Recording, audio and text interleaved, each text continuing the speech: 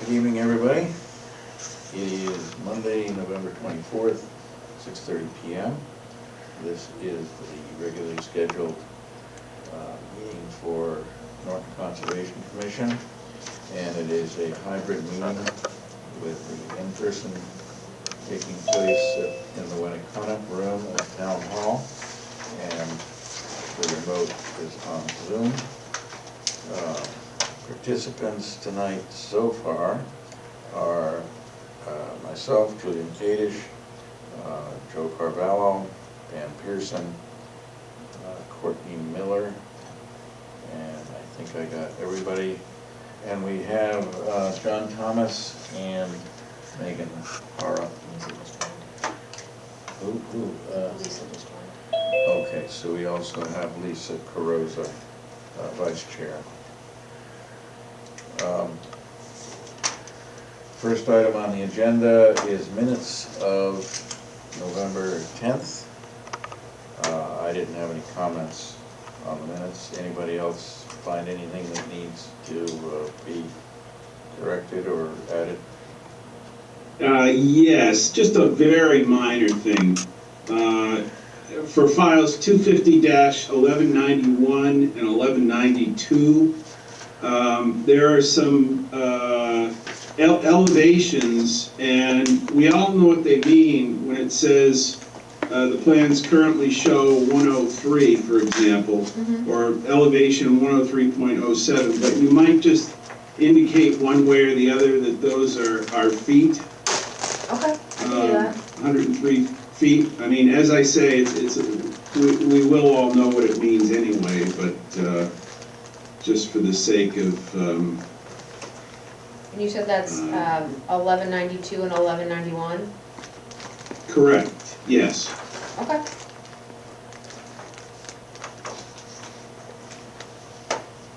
Those are the only ones I saw. All right. Anybody else? If not, we can consider a motion to accept the minutes as corrected. I'll make that motion. Second. We have a motion by Dan, seconded by Lisa. Roll call vote, Joe, Dan, and Courtney. How do you vote? Abstain. Aye.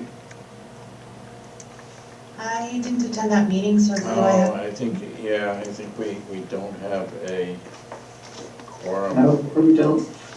for this, so unfortunately, we're gonna have to table it until we have more members who attended. Next item is discussion of violations in progress, and we have 92. Mark's here, by the way. Do we want to hold up, wait a second? Oh, Mark is here? Yeah, he just joined. I don't think that would quite give us, oh, wait a second. You have a full board right now. Yeah, all right.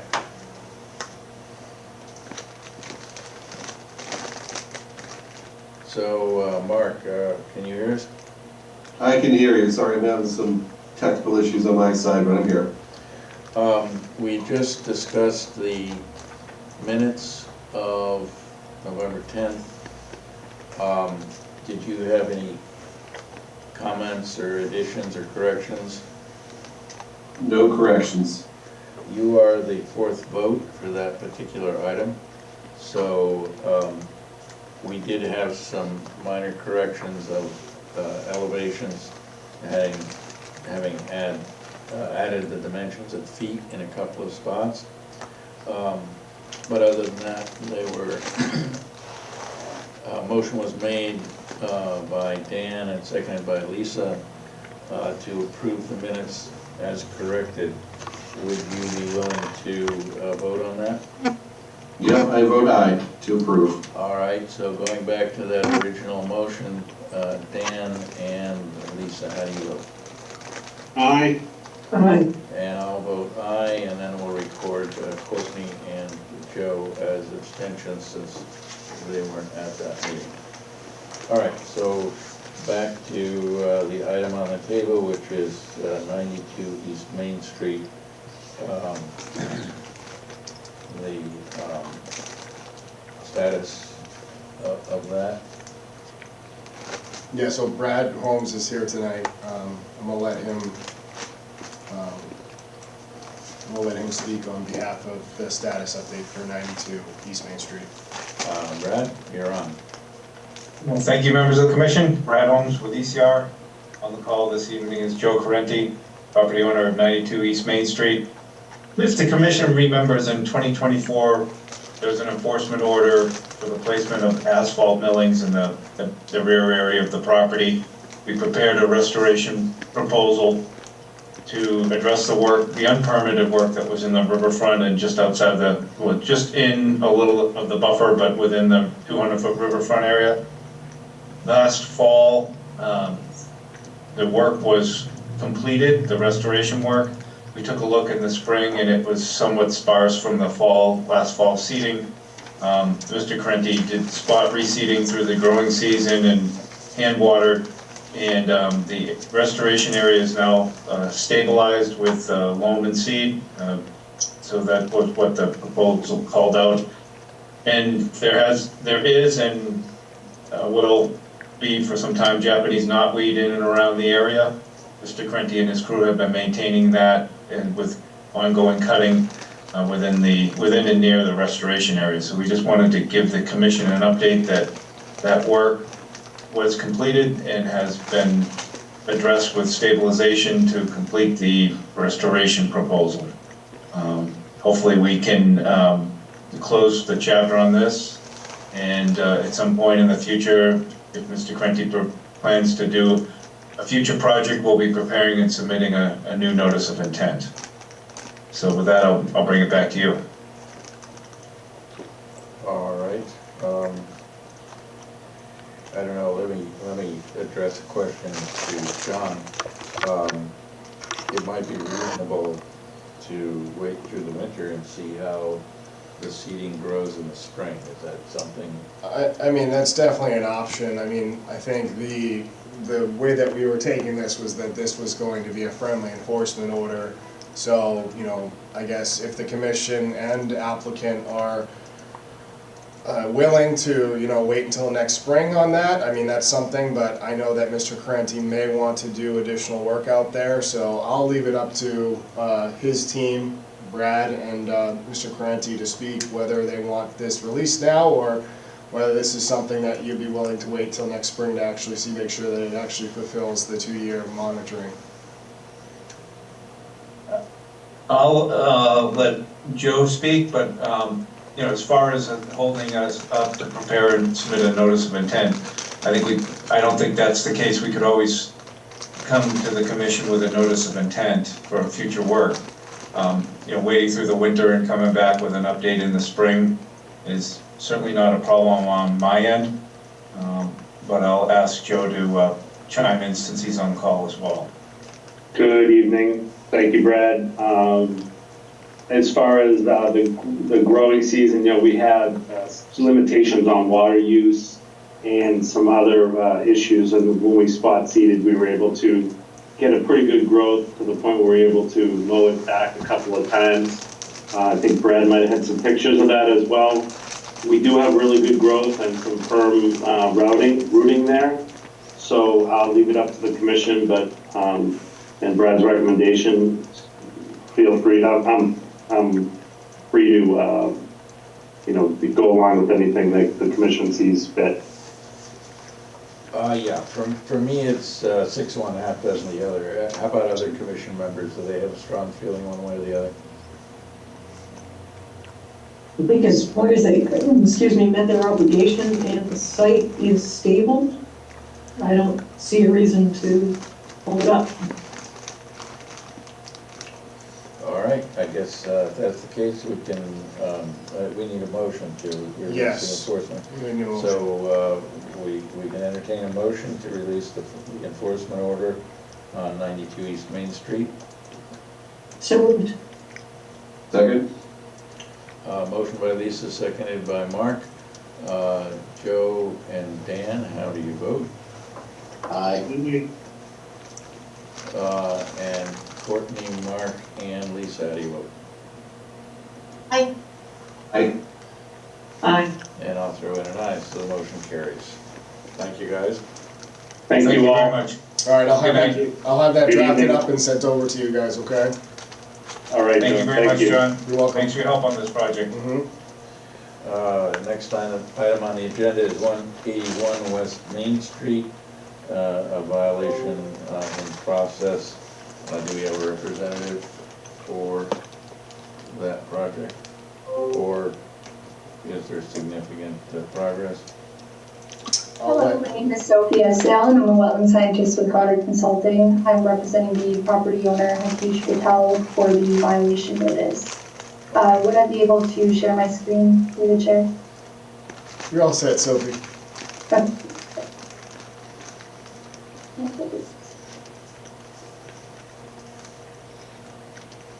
You able to see my screen? We can. Yes.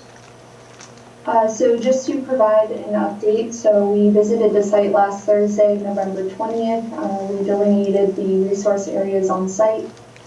We delineated a perennial stream located to the east of the site and extending off-site to the north. This casts a 200-foot riverfront area onto the entirety of the site, which is shown in this red line here as the bounds of that riverfront area. We also delineated a bordering vegetated wetland, which starts to the northeast of the property and extends across the north of the property to the southwest off-site. This bordering vegetated wetland casts a 100-foot buffer zone and the policy 25-foot no alteration zone onto the site. So these flags were surveyed the same day, November 20th, last Thursday, and added to the plans as well as the 200-foot riverfront area. We had also submitted a checklist as well, which I'll bring up. Just to outline the sequence of next steps for mitigation and restoration within both the riverfront area and the buffer zone. So I'll just run through that checklist real quick for the commission. So the first item was to conduct a site visit and document the impact extent within the riverfront area through photographs, as well as delineate the perennial stream and wetland on site. So as mentioned before, that was completed last week, and a wetland border report documenting the delineation was also submitted with this checklist. So the second item was to update the existing conditions plan, which I had just shown previously, with the delineated resource areas. The flags were surveyed same day as mentioned, and the plan was updated and submitted to the commission on the 21st, last Friday. So those two items have been completed. The next step is for us to quantify the extent of impacts within the riverfront area and the buffer zone for mitigation and restoration. Following that, we would conduct a riverfront area regulatory analysis to document the existing conditions and extent of impact within the riverfront area, as well as compliance with the riverfront area mitigation performance standards. And this will be completed in congruence with the riverfront area and buffer zone mitigation and restoration plans. These will both be submitted to the commission, and we will seek approval for the restoration and mitigation plans, and then facilitate restoration and mitigation following approval. And then following the restoration and mitigation implementation, we will then monitor the planting areas for 2 growing seasons following the planting and document the stabilization and survival of plantings with monitoring reports to the commission. So I think that covers it. I'd be happy to discuss this further with the commission, answer any questions at this point. Has there been any discussion of repairing the septic system, or is the septic system meeting code now? Go ahead. Sophie, do you want to answer that, or? This is Jack Kelty. I'm the attorney for Harry, and we have determined that it does need not meet current code compliance, and we're trying to arrange for a meeting after beginning on Monday with the Board of Health and discussion about replacing and upgrading the septic system. But I've not had that meeting yet. Okay. I'm just trying to figure, we're gonna have a proposal to deal with the violation, but then you have a project that needs to be done.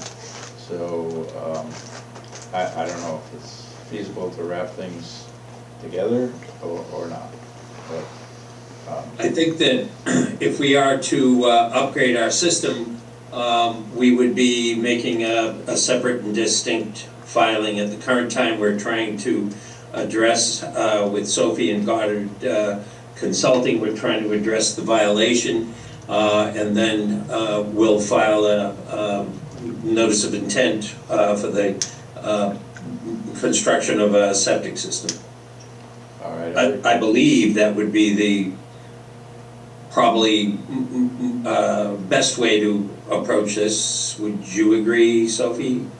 I would agree with that. All right. Question. And with that decision as to, that'll be made before your meeting. I don't know if we could have the design before your next meeting. But the decision about going forward with the septic system will definitely have been made by your next meeting, which is December December 8th, yeah. 8th. December 8th? Yeah. Yeah. All right, other questions from commission members? Yeah, so, well, I appreciate what you've done to date. Can you, we need to look at that list again to see your next milestones. So you have a whole host of things that you still owe us. So we have to start assigning deadlines, I think. So when can we expect everything else? Well, at least the quantification of the riverfront, the analysis, I guess the next 1, 2, 3, 4 bullets. Absolutely. So I believe by December 8th, that's the next meeting, we can have the quantification of the impacts. We'll do some work sorting out those numbers and the extent of impacts, and potentially the mitigation and restoration plan, at least a draft of it, to show the commission we're working towards it. Okay. So John, I guess in May, I want to put them on the next agenda then for that deliverable? Yes. Thank you. Sophie, would it be feasible to perhaps come prepared to the next meeting with a generalized timeline for all of these bullets? With the understanding, just for all of us to review together, I think that might be helpful. Yeah, absolutely, I can provide that. Yes, and I'll endeavor to meet with Sophie, and yes. So we want a timeline next meeting. All right, any other questions from commission members?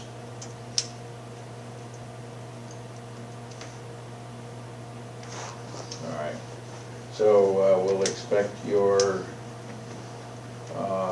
additional information next time. Absolutely. Thank you. Thank you. Thank you. So next, we only have one request for continuing a public hearing, is that correct? Yes, Rayleigh. So they requested the next meeting? Yes, to December 8th. All right, so we have a request for file number 250-1191 of Ray Lane, requesting a continuation until December 8th. So moved. So we have Dan with the motion, Lisa with the second, Dan, Courtney, and Mark. How do you vote? Aye. Aye. Lisa? And Aye. Joe? Aye. And I'll throw in an aye, the motion carries. So next on the agenda is update of 376 Old Colony, which was a restoration. Yeah, so I met with Ken Thompson last week at Steve LaCibra's property, and the mitigation areas are in. They're fully stabilized for the winter, but he has a grand vision of what he would like to do in the future, and I told him that, well, I need basically Ken to button up a lot of this mitigation aspect for this project, and obviously the monitoring side of things still needs to occur. I said if you want to lump it into potentially a notice of intent in the future, that's something you can address to the Conservation Commission. So I told them basically that if they have a vision on what they want to do on the property in the future, they should come in with a notice of intent as a discussion item, basically show us what they're looking to do, and then talk to us kind of what the status is of the mitigation side of things is at that time. I don't know when that's going to come in because this has been going on for the last couple of years. So it could be 2 years out and the mitigation will be done, but it could be next week, it could be 3 months from now, I don't know. So at this point, basically we're just waiting for the applicant to get their idea for what they want to do in the future with the property. All right. I assume there's no representative tonight? No, that was more so me advising the commission as to what the status is of the property. All right, fair enough. And any other items under department updates? We received a couple new projects that came in, and we will be seeing those for the next meeting. All right. The next item, maybe you can explain it. Vote to update authorized wet ink signatures for all members. Yeah, so basically what it is whenever the commission is reorganized, we get new members, we lose members, the town likes to have their wet ink signature on file in case they have to sign a bill. Okay. And we've done it in the past, and I'd also want us to re-vote on the signing members. So Dan is our current primary signer, and our backup is Lisa, so whether that needs to change or whether we just re-vote for the same people, it's just more administrative stuff. And we need to take that vote tonight, or? We can do it whenever. I mean, it could be tonight, it could be next meeting. Since we're talking about it right now, I say that we just do it. Well, okay. So we would formulate a motion to have Dan Pearson be authorized to sign for the commission with Lisa Perosa as a secondary authorization. Yes. How's that for a motion? I will move that motion. Excellent. Works for me. I'll second it. All right, motion by Lisa, seconded by Dan. Dan, Courtney, and Mark, how do you vote? Aye. Aye. Aye. And Lisa and Joe. Aye. Aye. And I'll throw in an aye, motion carried. So for that, I would just need all members at some point in the next month to come into the office to just put down your wet ink signature so I can submit it. Okay. You'll provide the wet ink? Yes, I will. All right, there we go. So we now have continued public hearings coming up, file number 250-1192. As I understand it, we have all the information. This was kept open because the amount of time between our last meeting. Oh, actually, this was within the window. So, but we can now close the hearing, and then we'll do the order of conditions subsequently. So we need a motion to close the hearing for file number 250-1192. So moved. Second. We have a motion by Mark, seconded by Lisa. Dan, Courtney, and Mark, how do you vote? Aye. Aye. Aye. And Lisa and Joe. Aye. Aye. And I'll throw in an aye, the motion carries. We have next on the agenda file number 250-1188, 65 Hill Street. We do have a draft order of conditions, and once again, I believe all the information was provided to now be able to close this hearing. Do I have a motion? Before we entertain the motion, Sean, did they talk about the drain easement? Yes.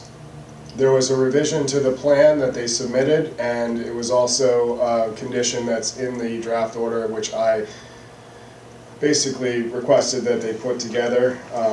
So if you look at the draft order, you'll see that it will be conditioned in the deed. I did request that. But the draft easement, the actual physical drainage easement is on the plans, the revised plans. So is it gonna be a town-maintained drain line? No, it's gonna be a split ownership between both residents. They're gonna be responsible for maintaining that. Okay. So they had to draw up the easement for sharing that responsibility, that's why, because otherwise you wouldn't have needed the easement. Okay, Correct, I got it. correct. Okay, All right, we can consider closing this hearing. so moved. Second. Motion by Lisa, seconded by Mark. Dan, Courtney, and Mark. How do you vote? Aye. I, Aye. Lisa and Joe. Aye. Aye. I'll throw in an aye, motion carries. And we have file number 250-1190, which is a carbon copy of our last hearing. Any comments? If not, we can consider a motion. So moved. Second. Motion by Lisa, seconded by Mark. Dan, Courtney, and Mark. How do you vote? Aye.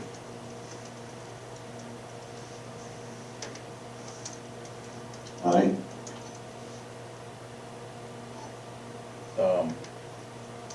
Courtney, did you throw in an aye or something like that? I did, yes. Oh, it flew right by me. All right, we have an aye, and Lisa and Joe. Aye. Aye. And I'll throw in an aye. So we're now into our new public hearings. First one does not have a file number, 13 Downing Drive.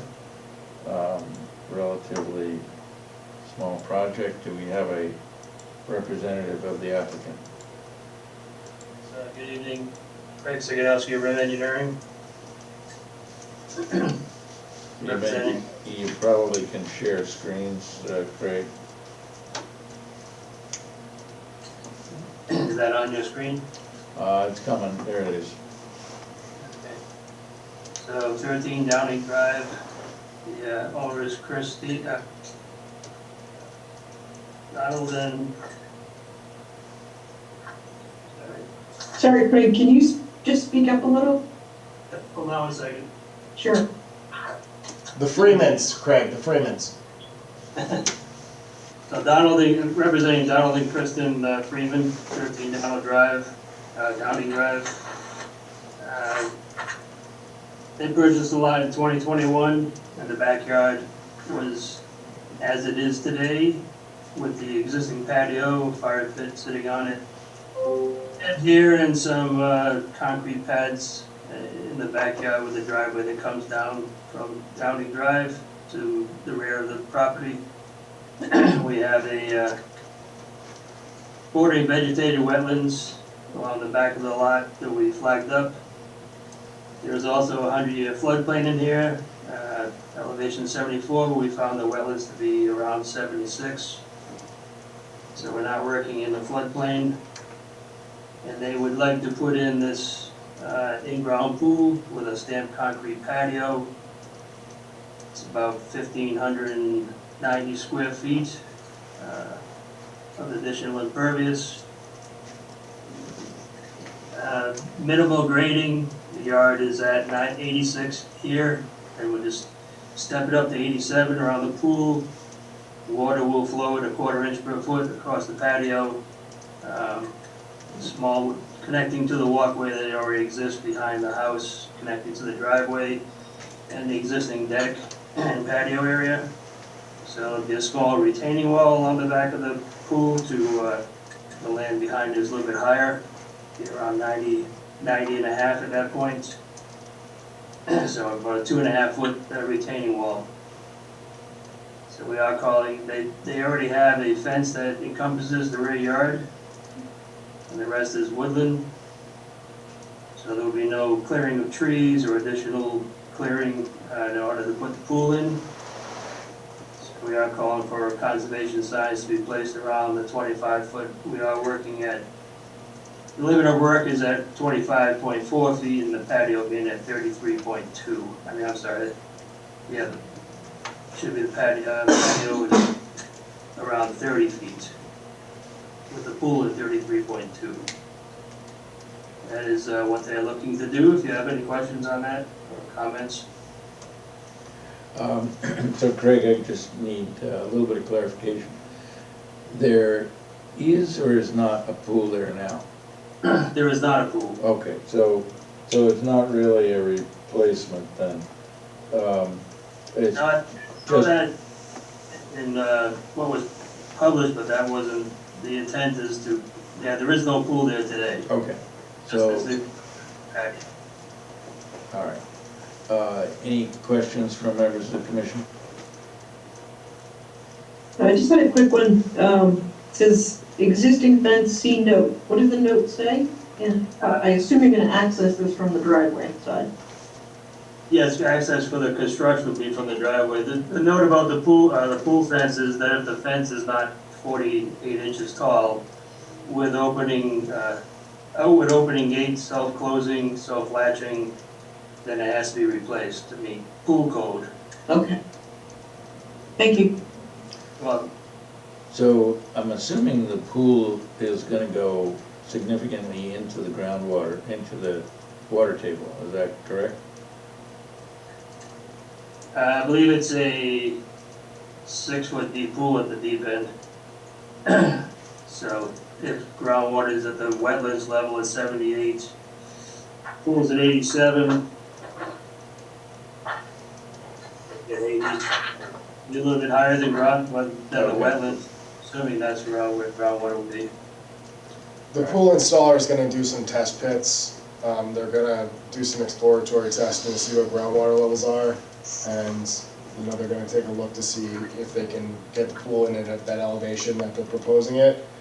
That would probably be the first thing they'd wanna do an assessment on before, you know, figuring this out. But, Craig, you know, I find it interesting, I mean, for this plan, I guess my question is, the edge of woods you said was on the plan, but I don't see it. Is that beyond the fence? Is that what that is? Yeah, I'm just saying that beyond the fence is, well, other than little paths that go to these concrete pads that were replaced by the previous owner. Right, right. And there's some lawn back there too, so I would just make sure to put the nomenclature on the plan showing that stuff. Okay, can add that. Obviously, we don't have a file number at this time. No, but I mean, once the file number comes in. Because it helps a lot with us, you know, figuring out the sensitivity and figuring out what the environmental restrictions and constraints are gonna be. Okay. Where, is there a planned location for storage of the pool chemicals? The actual chemicals, I do not know. Yes. That question. Okay, I mean, just from my perspective, it would be nice to, nice to know that. If it's gonna be in the existing shed, or if they've thought about, is it gonna be within the constraints of the pool area, the concrete patio? I could just see, you know, someone spills chemicals and then the runoff ends up somewhere that we don't want it to. That would be my main concern. I'll get that information and add it to the plan. I have a question, Craig. Between the no work zone and the rear of the stamped concrete pad, how much space is in there? Uh, Back in that area. From the pool to the patio is about 4 feet, then another 4 feet to the 25 foot, where the sediment controls will be. So about 4 feet. About 4 feet, thank you.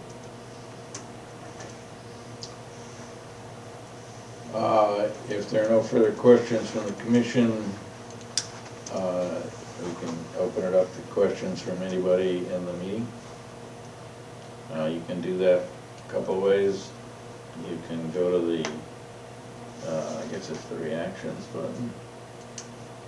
And there's a raise your hand option, yes. Or you can take your mic off mute and ask your question if you identify yourself.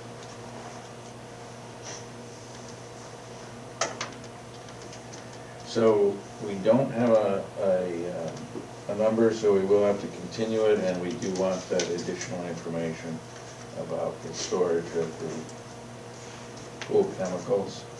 So our next meeting is on December 8th. I assume, Craig, it'll be fine to continue until December 8th? That would be what we would like, thank you. I'll make a motion to continue the public hearing for 13 Downing Drive to the December 8th meeting. Second. So we have a motion by Lisa, seconded by Dan. Joe, Lisa, and Mark, how do you vote? Aye. Aye. Aye. And Courtney, and who was our additional member?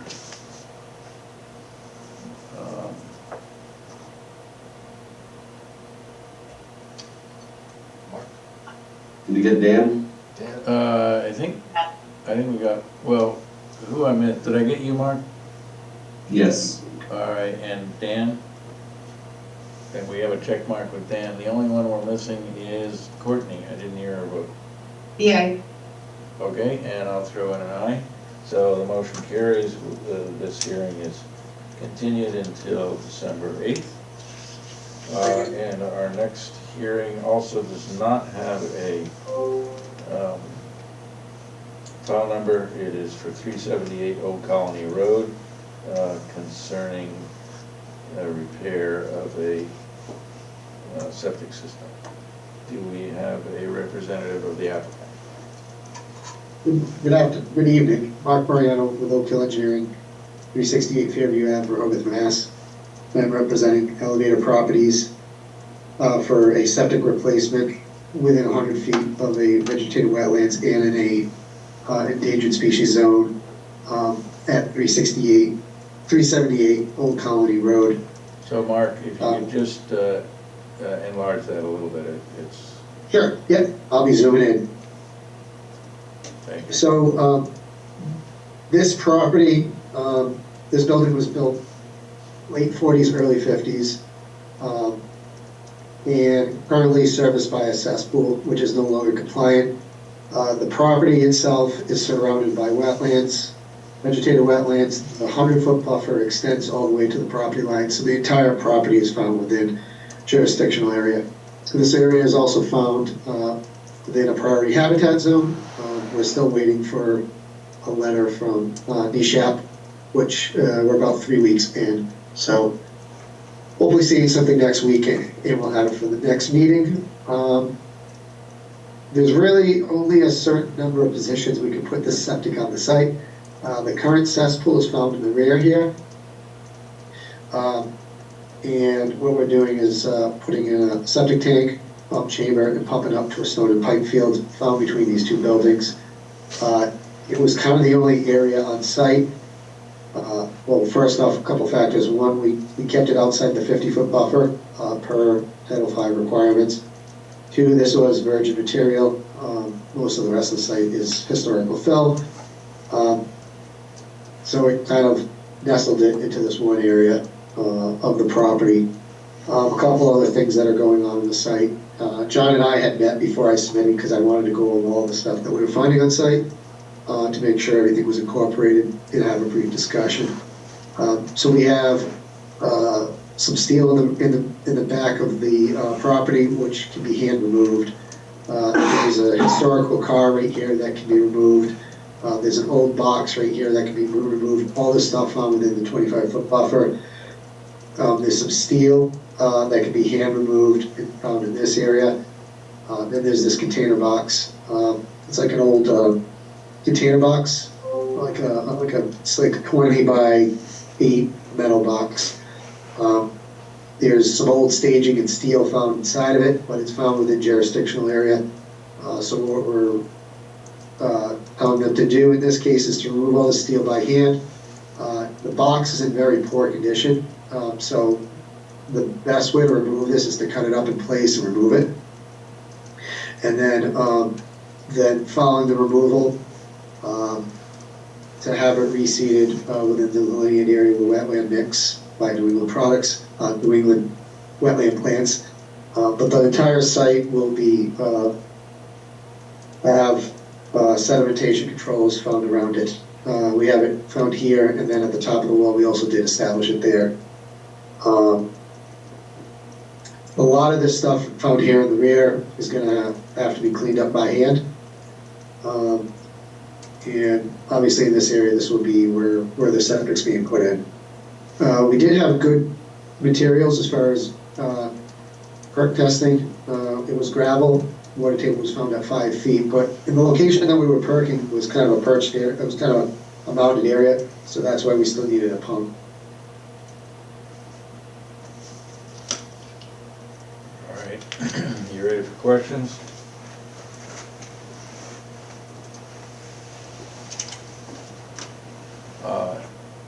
Any questions from the commission? I have a couple. Where are the site storage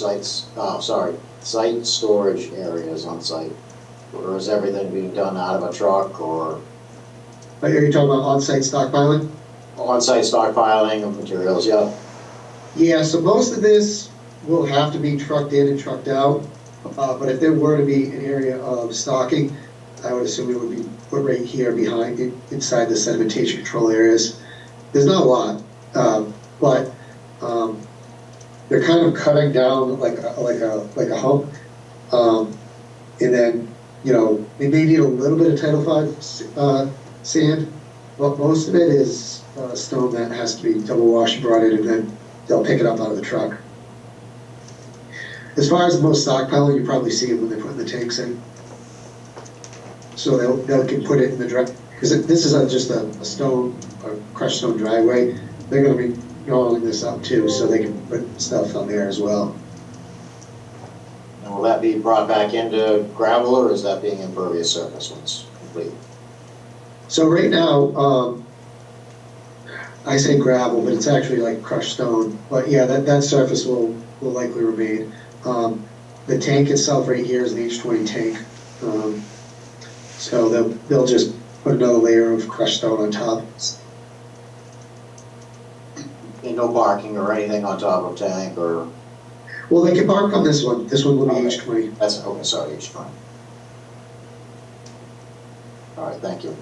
Actually, both tanks are loaded for H20. Anybody else? It's not so much the parking, but if they ever get an oil delivery or something like that. Did I understand correctly that there was going to be double washed stone involved?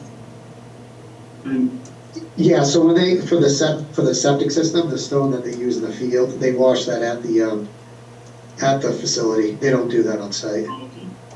okay, that was my next question. Thank you. If there are no further questions from commission members, we can open it up to the whole meeting. And if there are no questions from anyone, we don't have a number, so we have to consider to continue until December 8th. And it seems that we have all the information we need, Mark, so probably we will, assuming there's a number, close and issue the order at that time. Okay, sounds good. I'll make a motion to continue the public hearing for 378 Old Colony Road to the December 8th public hearing. Second. All right, we have a motion by Lisa, seconded by Dan. Joe, Dan, and Mark, how do you vote? Aye. Aye. And Lisa and Courtney? Aye. Aye. And I'll throw in an aye, motion carries. So, Mark, I don't know if you'll have to attend, you can check with the office. All right, I'll check it. Thank you. Have a good Thanksgiving. You bet. Thank you. You too. We have a certificate of compliance, 2 certificates of compliance coming up. File number 250-1129, which is, this is not a completed project, is it? No, this is the one that I was just talking to you about, was the one where they're closing the project because they're coming back in front with a different design. So this one is more so a certificate of compliance certifying that no work has been done on the property to date. And we just need to close it out that way. So we're issuing a COC with the note being no work was done on the Was project. performed with the project, yes. Yeah. And There's a box to check for that. Yes. On the form. Yes. Okay. So I'll make a motion to issue a full COC for file 250-1129. Second. So we have a motion by Lisa, seconded by Joe. So Joe, Dan, and Mark, how do you vote? Aye. Aye. And Lisa and Courtney, how do you vote? Aye. Aye. And I'll throw in an aye, the motion carries. Next is similar to 250-1130. Again, a COC. John, what was the reason there were 2 on this one? So they did it for lot C and D. And that was this one was 24 unit complex, apartment complex, the other one was a 24 unit complex. And they decided to file 2 separate notice of intents for both the lots C and D. Okay. So I'll make a motion to issue the full COC for 250-1130. Second. Motion by Lisa, seconded by Joe. Joe and Dan, how do you vote? Aye. Aye. And Mark, Lisa, and Courtney, how do you vote? Aye. Aye. Aye. And I'll throw in an aye, the motion carries. We are now up. Thank you. That's my birthday. Have a nice holiday. Oh yeah, happy Thanksgiving. So we are now up to 3 orders of conditions. First one is 10 Robinson Lane, file number 250-1192. It has one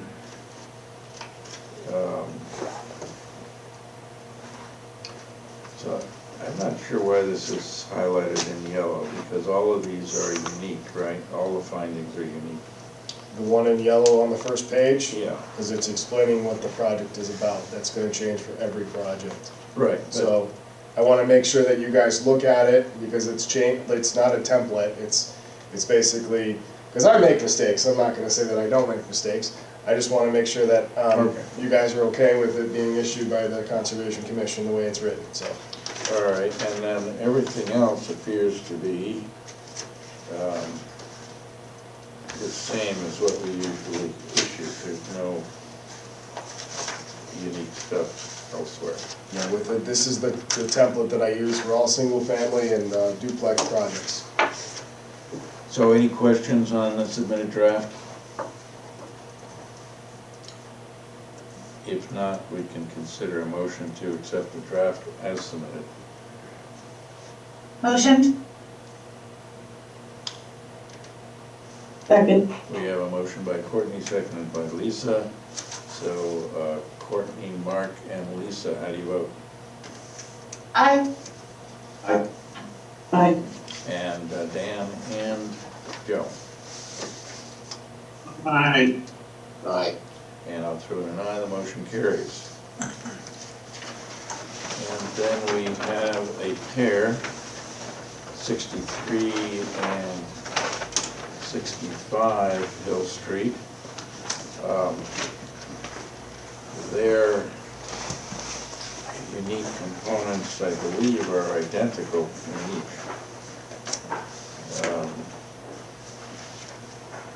Both on page 1 as well as page 5.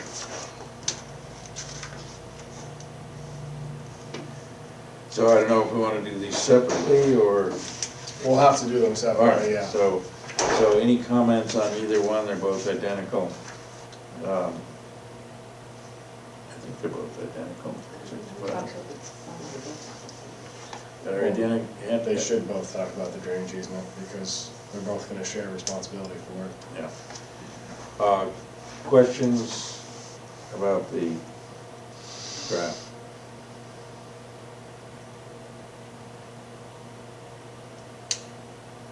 So what is the deal with the drainage easement? It just says it shall be established, but what's, Go ahead, Courtney. Do you explain the easement for you? yeah, please. So, on our last discussion, it was brought up as who would be responsible for the drainage easement, that they're basically, well, they're gonna be creating a drain line that's gonna be, bisect two properties. And it's gonna be right between two property boundaries.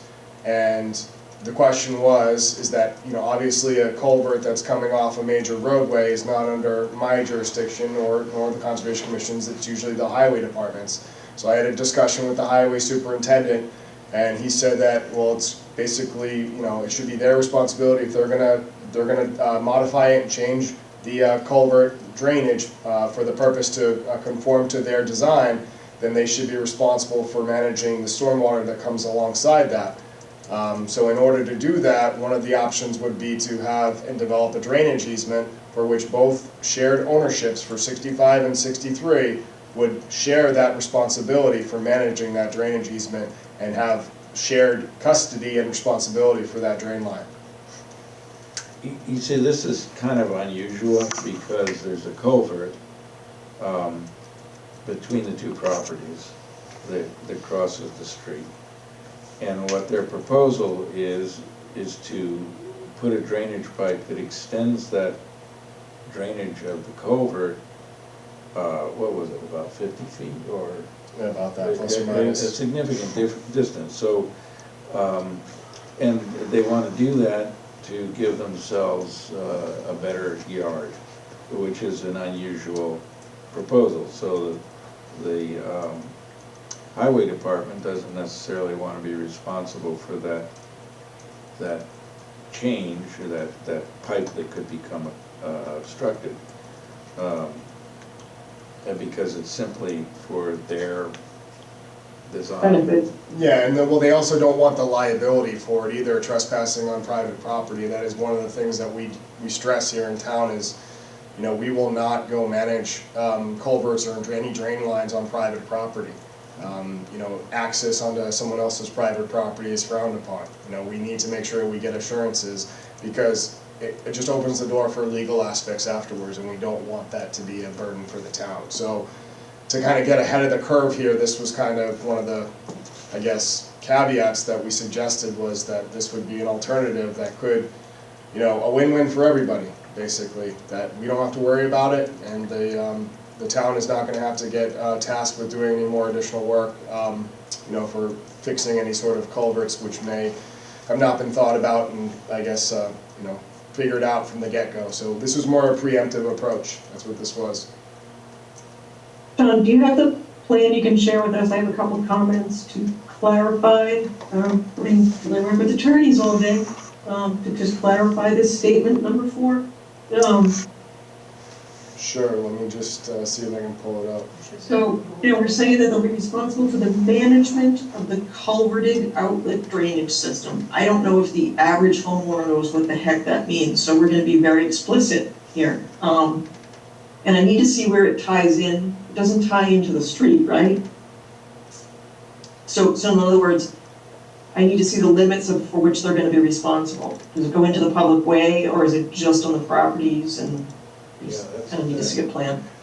How are we gonna tie it into that code? Give me 1 second.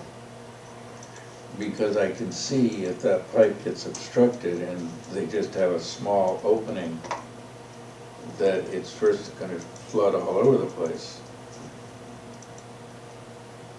Potentially onto the street. So, I mean, I would go so far as to say that pipe is gonna be in joint owner, I mean, they're both gonna own that pipe. Never mind manage it, right? So I think we need to word that a little bit more, Yeah, we can be a little bit more Yes. strict with that language, that's fine. Give me 1 second. so instead of shall be responsible, I would say that they will own that drain line between X and X. We gotta define the limits of it, that's why I want to see the plan. Yep, pulling it up now, hold on. Obviously, this is not great. It's not really in it. No, it's not.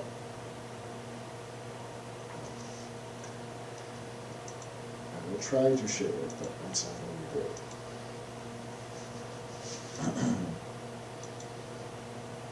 Can you see this plan? Let's see. I'm looking up on the screen right now.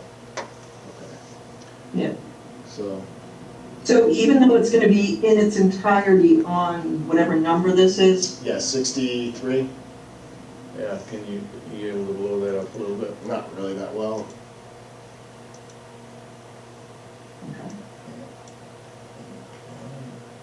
It's the best I can do for right now. so even though it's gonna be in its entirety, except with the exception of the riprap outlet, we're gonna say it's assigned to 63 and 65?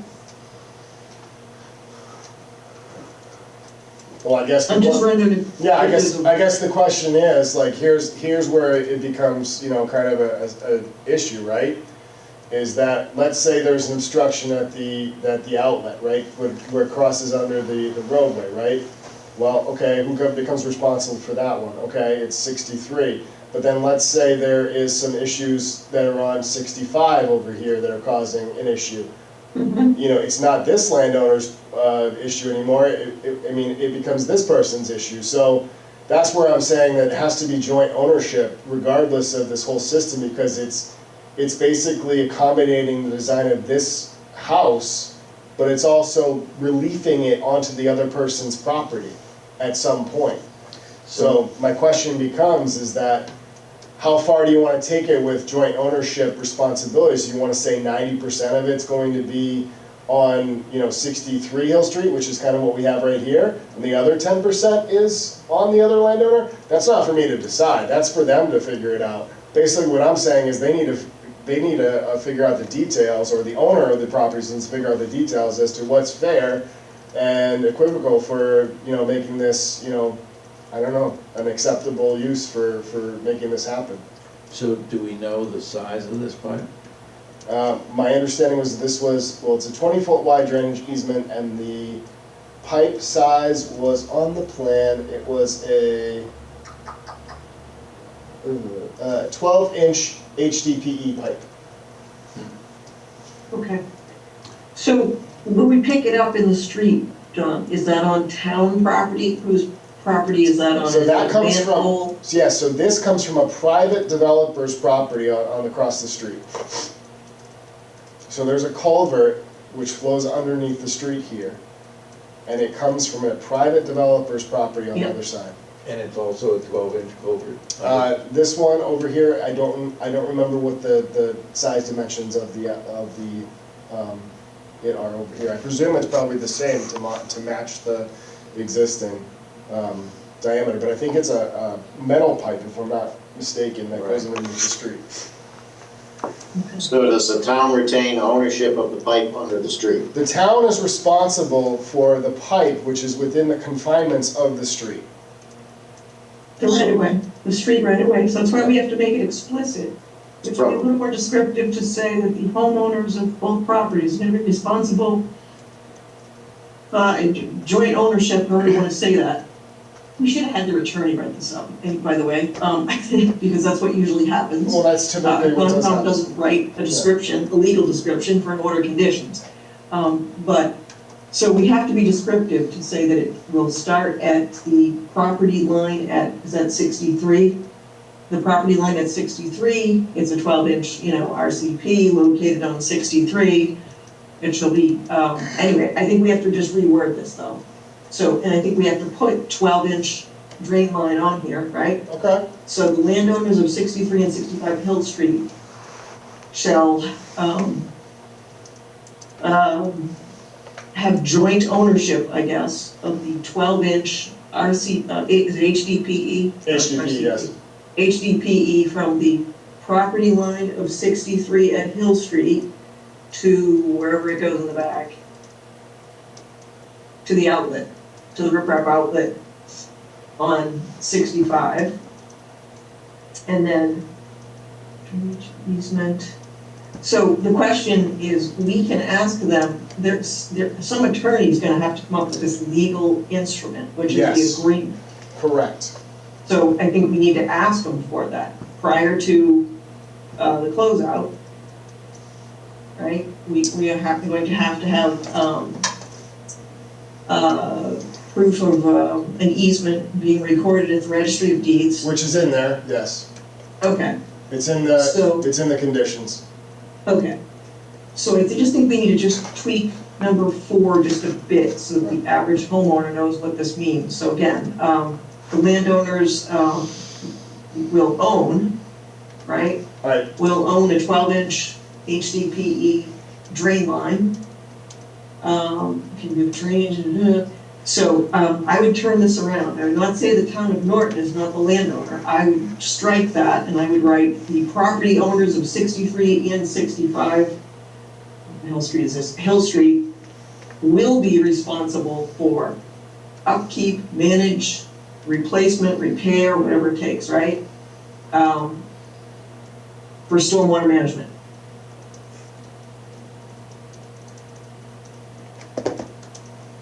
Sounds good to me. Okay. Just trying to make it a little clearer so they understand what they're getting. Well, Megan took those notes, so let me just stop sharing the screen. And I will make those Okay. changes right now.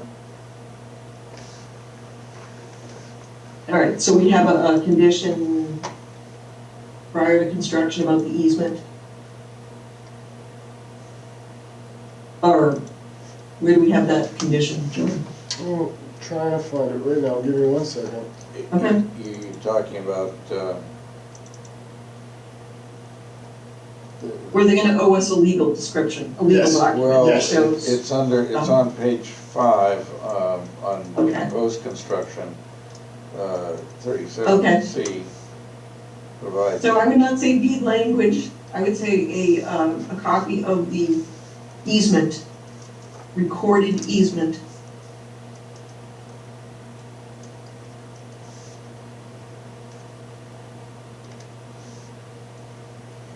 And then they can update the plan to show the description of that easement.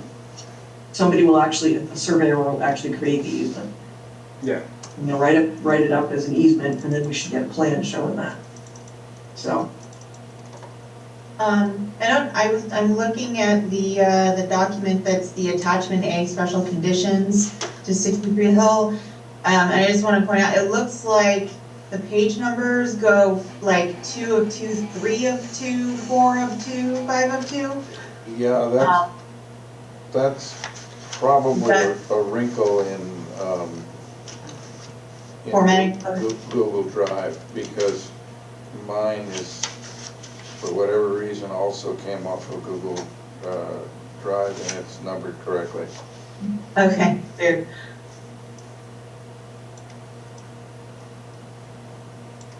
And then I did have a question about site stabilization and materials. So in section G, it says, all fill must be clean, debris-free, devoid of invasive plants or their parts or seeds. How is that guaranteed? Like how do you make sure that that is the case? If I feel like that's a little vague, it maybe needs a more specific about they have to purchase from a guarantor for that or something, I don't know. Basically, we rely on the contract, so the contractor gets a copy of this and, puts a proposal together. Unfortunately, we have to rely on good faith of a contractor to read that condition and say that it is. And I can tell you, if you look at the rail trail, I have to laugh because it says, I know the MassDOT spec for no weeds, and the damn thing's filled with ragweed, which is something I have to bring up to Beta when they come in for the certificate of compliance. Well, if they ever do, Oh, that's the question. yeah, if they ever do. Yeah. So anyway, it's unfortunate, but it's something you have to just go on good faith and hope that the contractor does that. Rarely happens. I can tell you that, even on the big projects. Otherwise, we'd be chasing down invoices, I think, or asking for invoices. It's unfortunate. Oh, so Megan, were you gonna share screen? Yeah, sorry, I'm doing it right now. I just don't Okay. know why the Google Docs is now not giving me the option of doing something else. Technology at its finest.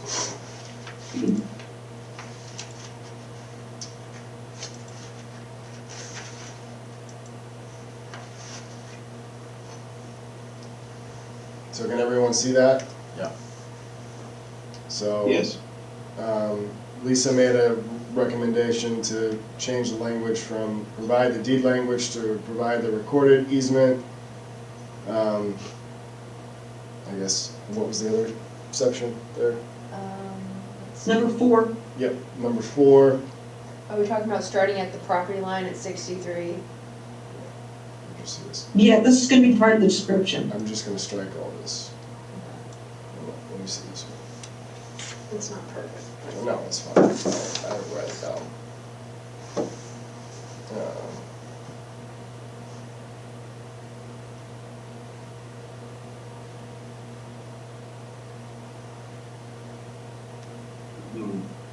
When you're,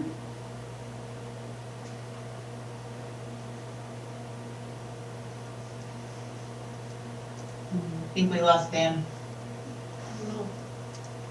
Okay, so I want to say here, the property owners at both 63 and 65 Hill Street will jointly own?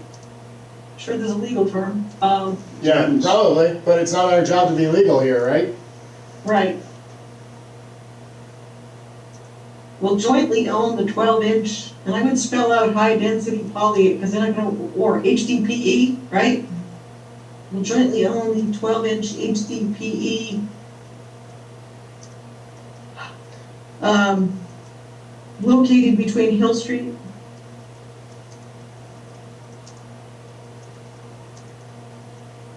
and the rear of the property at, where were we, 65?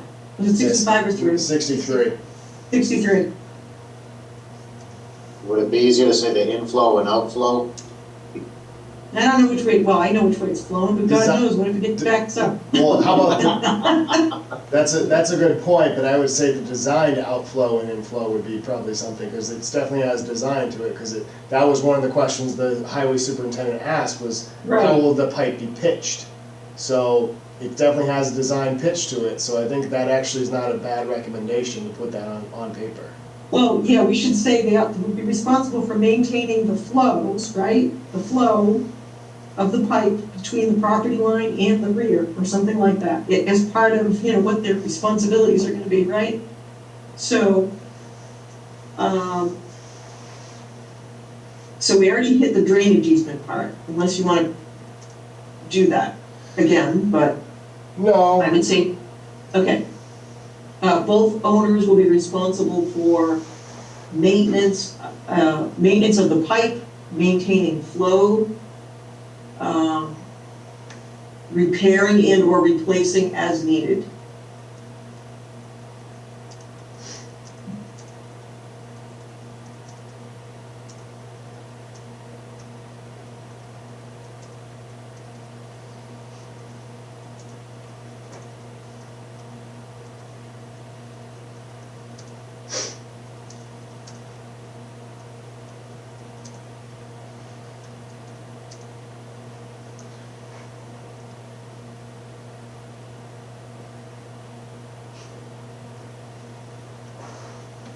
That's what I have right now.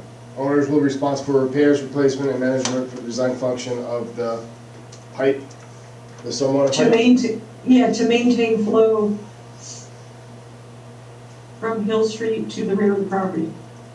And that captures that.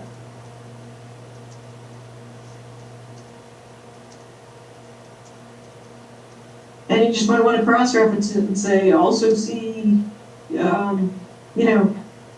Site plan. a drainage easement will be required. Please refer to H condition 37, whatever it is, C and D.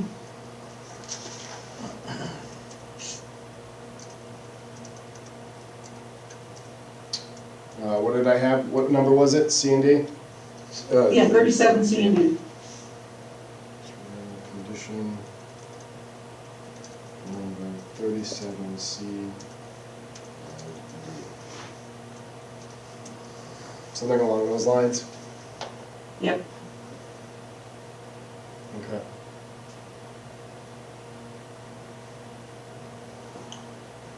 Does that work for everybody? It does.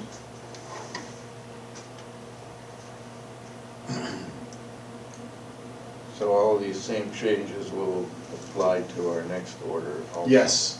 Yes, yep.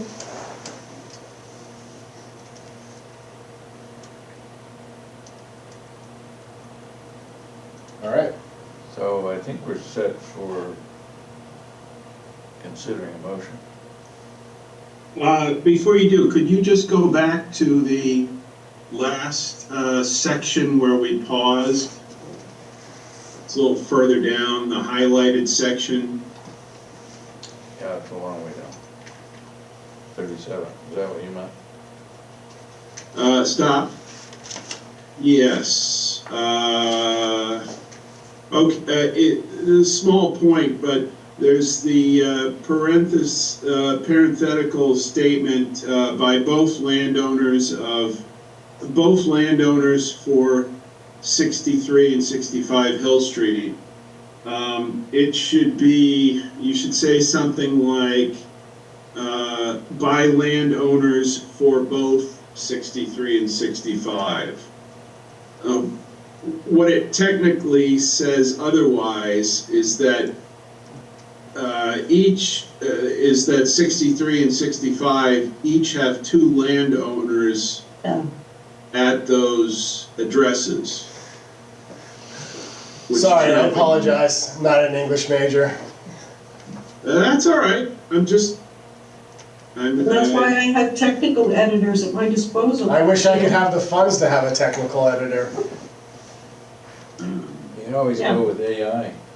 Who knows what you'll get? That's true. We have AI Dan. Well, I don't think we would use the A part. Anyway, you might even say landowners of both. Yeah, of both instead of for. That I agree with too, Dan. That one I saw.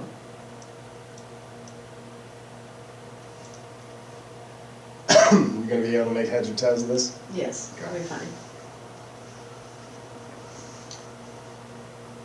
We just want to say for the 24-inch, for the 12-inch, it says stormwater management pipe system. Yeah, It's not really a, because you wanted to call it something else for the 12-inch.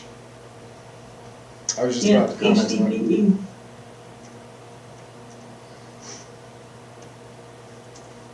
Drain line. Everybody understands what a drain line is. There we go. Plain English. There you go. All right, I will make a motion to issue the order of conditions for 250-1188 as discussed. Second. Motion by Lisa, seconded by Joe.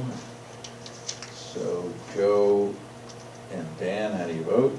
Aye. Aye. Mark and Lisa, Aye. Aye. and Courtney. Aye. And I'll throw in an aye. Motion carries. And then, assuming the same edits or suggested edits to 1190, I'll make a motion to issue the order for 250-1190. Second. Motion by Lisa, seconded by Joe. Joe and Dan, any vote? Aye. Aye. Mark and Lisa. Aye. Aye. Courtney? Aye. And I'll throw an aye. So I'm gonna, just out of curiosity of our members tonight, how many have actually seen a carbon copy? Does this make me ancient? Well, I'm not a member, but I've actually No, seen, I've seen I've seen a carbon copy. You've seen, okay. So I think I got a sheet in my drawer here. Maybe a mimeograph, right? I've seen That's them the and color. I've made them. But anyway, I just, you But have know, you sniffed them? Dan, you're not Sorry. supposed to admit that. We lost brain cells in the 70s because of but that. you know, if you use the term, can you Xerox this, now many people will say, huh? Because Xerox was the first copy machine and then it went out of that business. Well, if you really want to bring up a local one, I probably told Mark this, but I always used to refer to those brown grocery bags as Fernandes bags. They're always Fernandes bags. Okay. Doesn't matter where they can come from, Shaw's or Stop and Shop, Fernandes bags. So And I found online a T-shirt with the Fernandes supermarket logo on it a couple of years ago. I bought it. Keep the logo alive. Are you related to them, Mark? Yeah, my great uncle was the founder. Oh, wow. All right, I think we've come to the end of our agenda and we need a formal motion, second, and voice vote. I'll make a motion to adjourn. Second. We have a motion by Lisa, seconded by Dan. Joe and Dan, any vote? Aye. Mark and Lisa, any vote? Aye. Aye. Courtney? Aye. And I'll throw in an aye. Thank you, guys.